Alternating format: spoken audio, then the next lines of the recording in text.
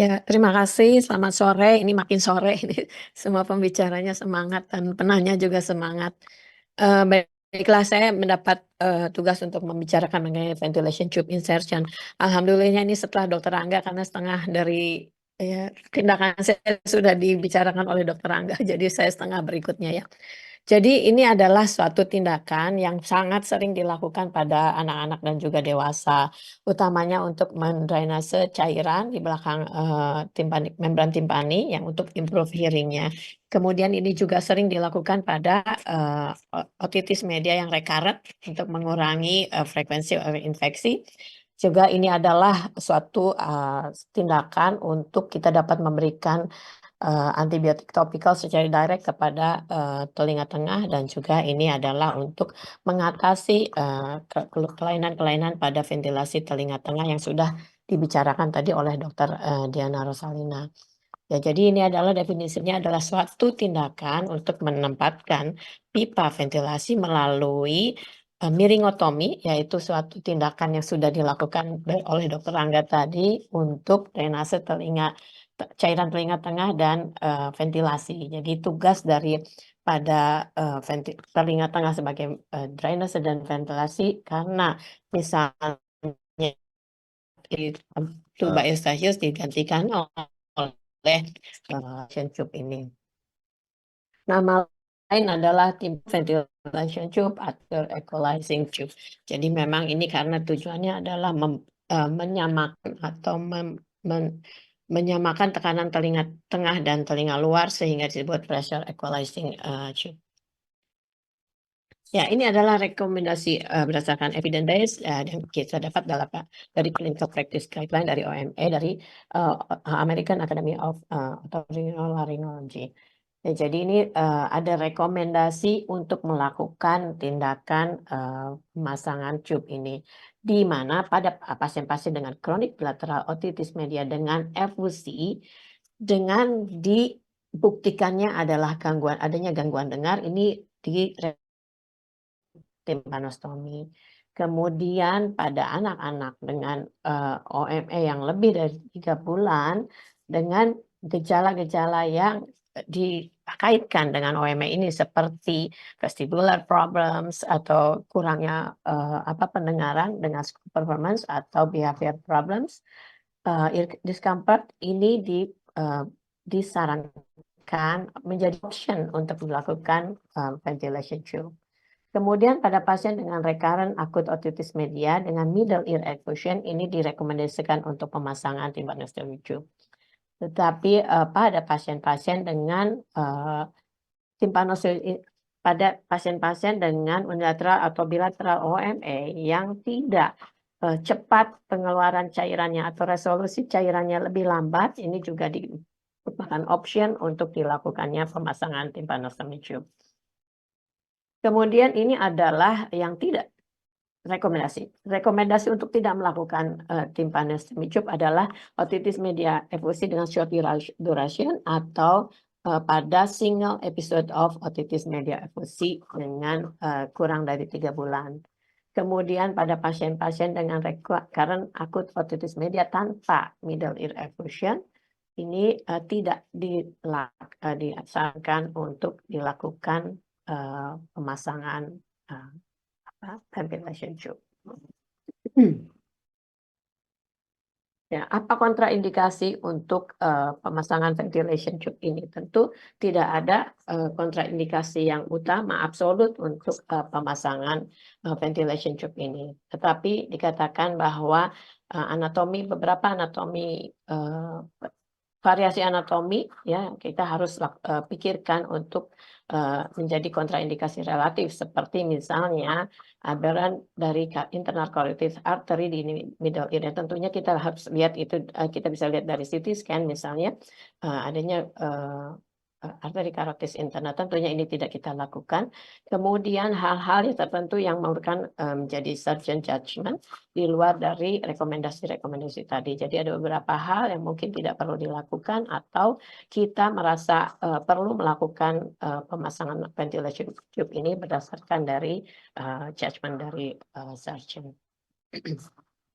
Ada beberapa tipe dari, ventilation tube ini, yaitu ada short term atau long term, type of tube. Jadi short term itu biasanya kita pikirkan untuk pemasangan, tube ini dalam 6 bulan sampai setahun. Kalau long term ini, bisa sampai, 2 tahun atau lebih, atau 3 tahun ya. Jadi short term dan long term ini tentunya memiliki perbedaan dari, jenis, tube-nya ini sendiri. Yang short term biasanya hampir sama, bagian atas dan bawahnya, dan tengah-tengahnya tentu lehernya lebih kecil daripada, kiri kanan ya. Jenisnya adalah Donaldson, Paparella dan sebagainya.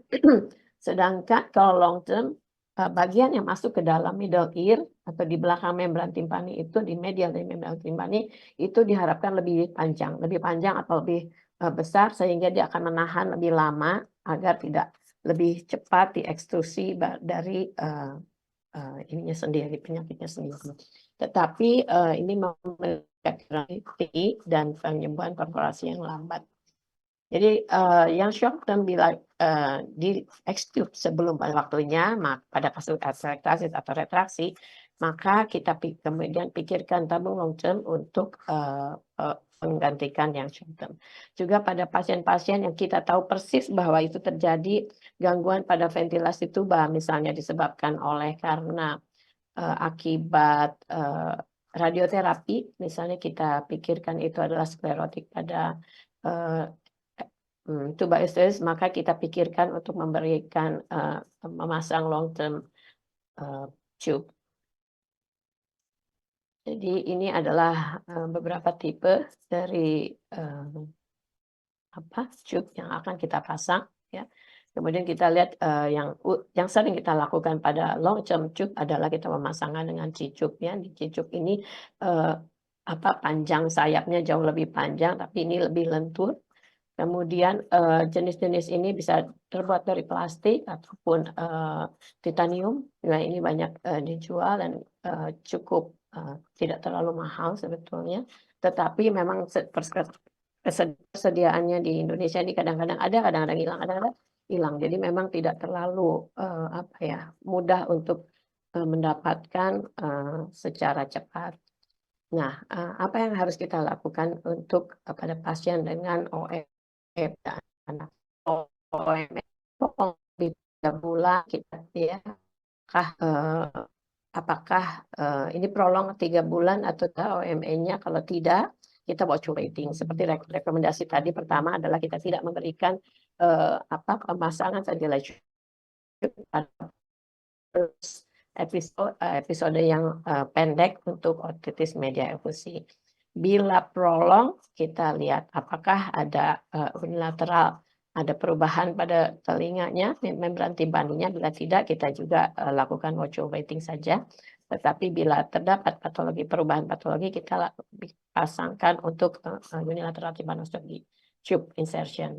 Kemudian tadi kita lihat bahwa rekomendasi harus disertai dengan adanya gangguan pendengaran ya. Bila ada gangguan pendengaran lebih dari 40 desibel pada 2 telinga atau ada perubahan, maka, kita lakukan, bila ada upper airway obstruction karena adenoid, berarti kita lakukan bilateral tympanosis tube insertion dan adenektomi ya.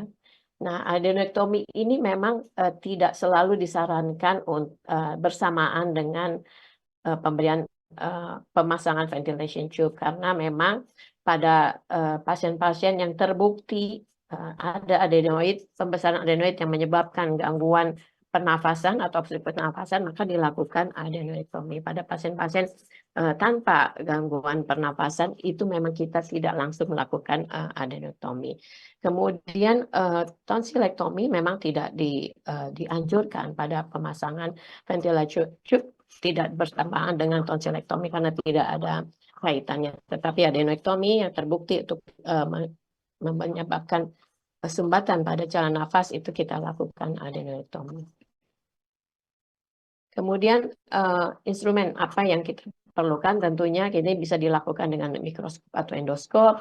Kita bisa lakukan secara, lokal anestesia ataupun kita dapat melakukan dengan, general anestesia. Pada anak-anak tentunya kita, biasa melakukan dengan general anesthesia. Di sini kita perlu adalah instrumen untuk miringotomi tadi seperti adenotom, kemudian kita bisa juga memakai sickle knife, kita juga bisa memakai sebetulnya apapun yang tajam ya.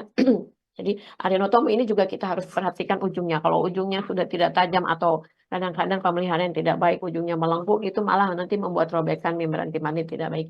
Jadi kita betul-betul yakinkan bahwa alat kita baik. Kemudian ini ada forceps, tentunya kita perlu microsuction.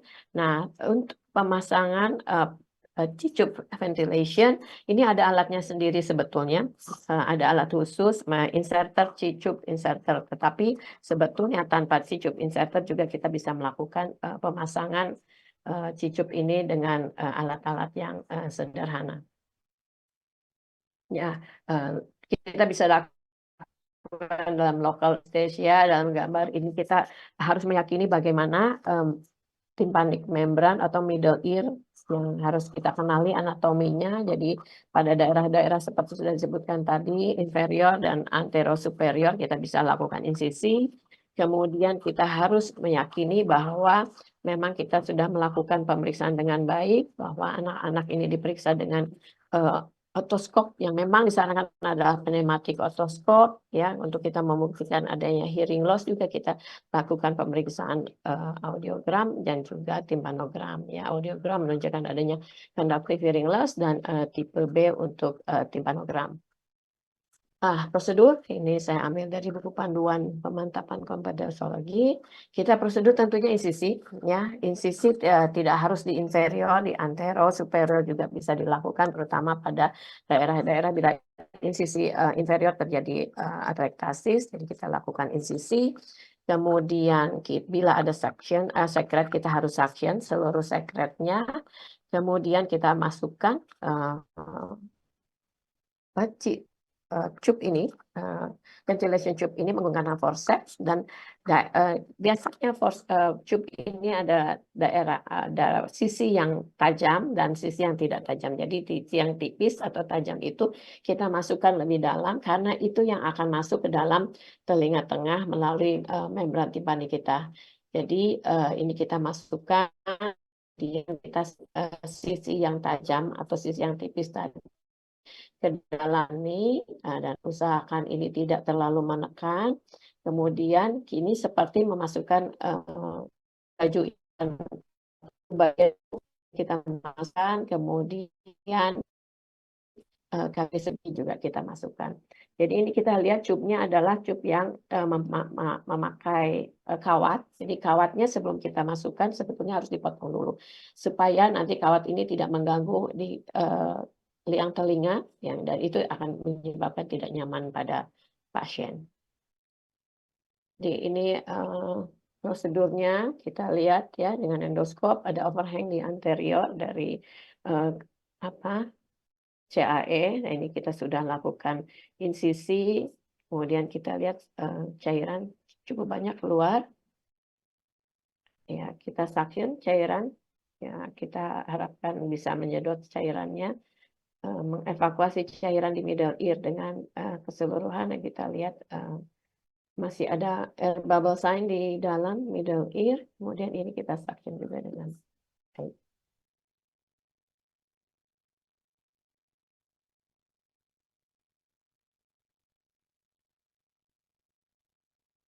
Ya, kemudian ini adalah bagaimana kita memasukkan tube-nya ini tanpa kawat ya. Dan kita daerah ya, sisi yang tipis atau sisi yang tajam masuk dalam perforasi kita, miringotomi kita, dan kita lakukan. Ya, diperhatikan bahwa kadang-kadang membran timpani ketika kita insisi cukup berdarah, tetapi kadang-kadang juga tidak berdarah. Jadi kontrol bleeding memang harus baik supaya kita tidak tertutup pandangan kita ketika melakukan pemasangan cup. Ini adalah pemasangan cup untuk C-tube insertion. Jadi kita lihat pasien di sini adalah pasien dengan atelektasis membran timpani. Ya. Jadi dan ini bisa kita perkirakan bahwa ini memang terjadi suatu gangguan tuba eustachius yang cukup lama sehingga membran timpani cukup tinggi atelektasisnya. Jadi kita raba dulu membran timpani.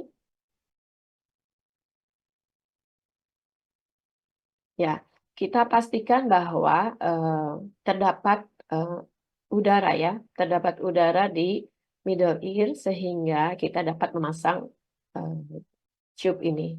Kalau tidak ada, tentunya kita tidak bisa memasang tube ini. Kemudian kita lakukan insisi. Ini insisi memakai sickle knife, tidak masalah. Kita bisa melakukan insisi menggunakan instrumen yang tajam.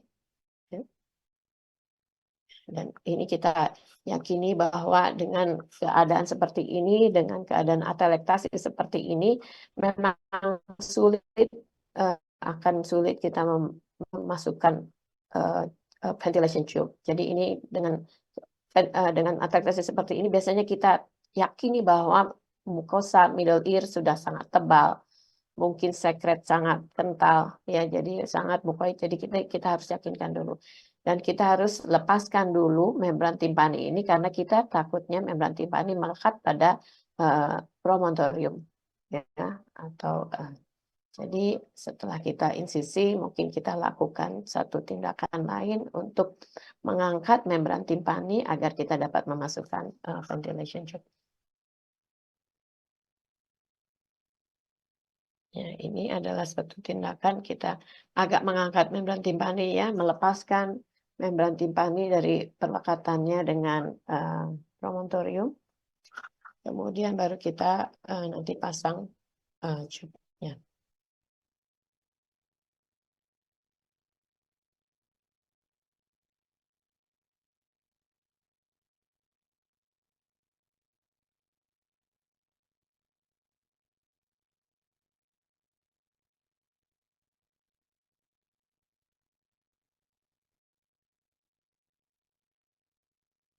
Untuk kasus seperti ini tentunya kita akan memasang long term tube ya, kita pasang di sini, kita pakai T-tube, masukkan kedua sayapnya dengan forceps yang kita satukan, kemudian kita pasang sayapnya ke sana. Jadi setelah pemasangan ini kita perhatikan bahwa tube yang sisi luar ini jangan sampai menyender pada liang telinga karena ini tentu menyebabkan tidak nyaman pada pasien ya, mungkin ada rasa geli-geli ini. Jadi kita juga harus lakukan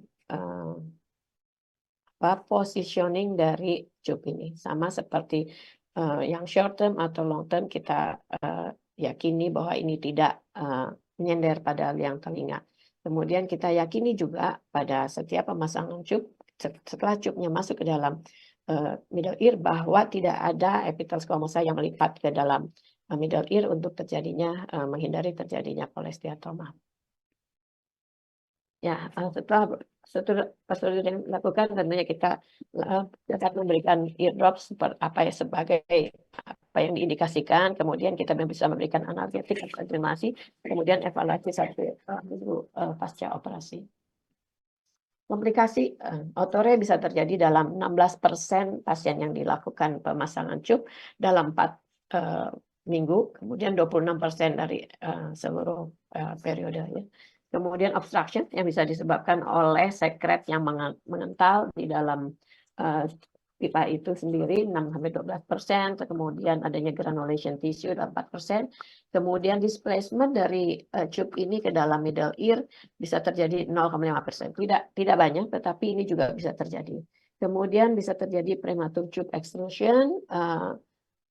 Ini tentunya tidak akan menghambat goals kita untuk mengeluarkan sekresi itu atau menggantikan fungsi tuba eustachius, sehingga kita harus assess kembali untuk replacement of the tube.